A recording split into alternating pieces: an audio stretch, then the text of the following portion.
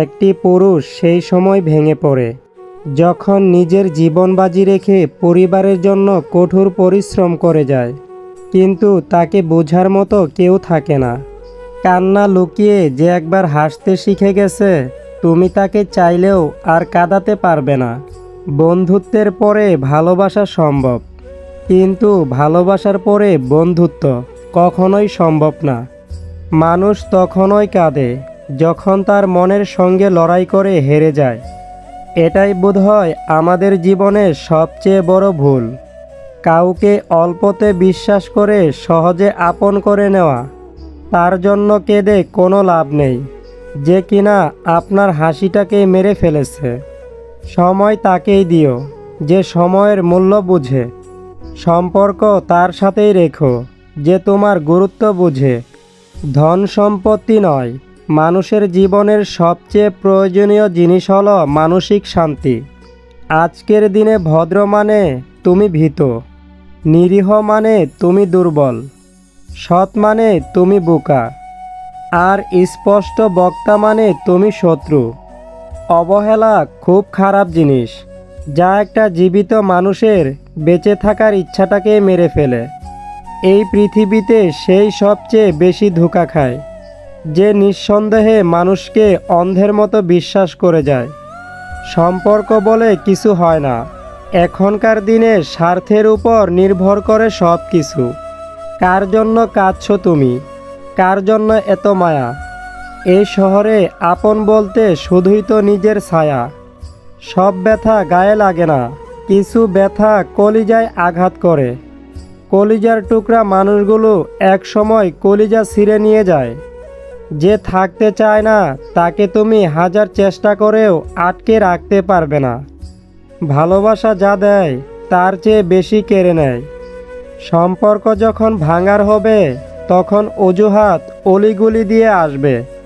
সুখী তো তারাই হয় যারা অন্যের বুকে ছুরি মেরে ভালো থাকতে জানে। তর্কে জেতা বুদ্ধিমানের কাজ নয়, বরং তর্কে না যাওয়াই বুদ্ধিমানের কাজ। সময় বড্ড অদ্ভুত, চেনা মানুষের অচেনা চেহারাগুলোর সামনে এনে দেয়।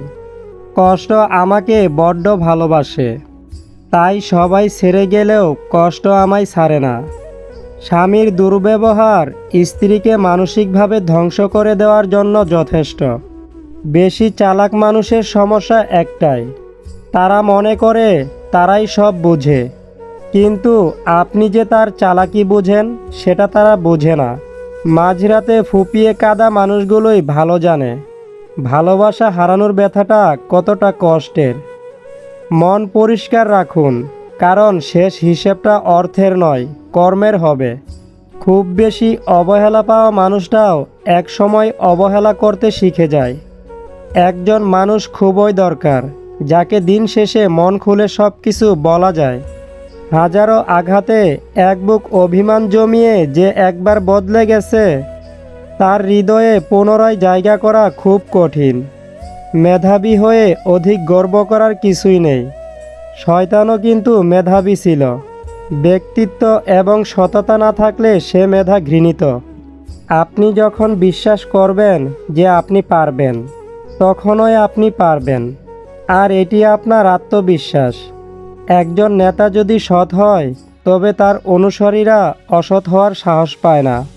বাস্তবতা আপনাকে 5 টাকা বাঁচাতে 20 মিনিট হাঁটতে শেখাবে। যত পরিপক্ক হবেন তত বুঝবেন, কোনো কিছু প্রমাণ করার চেয়ে নীরবতা অনেক ভালো। প্রত্যেক নতুন জিনিসকে উৎকৃষ্ট মনে হয়, কিন্তু বন্ধুত্ব যতই পুরনো হয় ততই তাকে উৎকৃষ্ট ও দূর মনে হয়।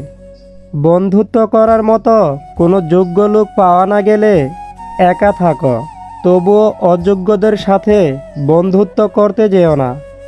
বন্ধুর মতো বন্ধু দেখতে হলেও সবাই বন্ধু হয় না।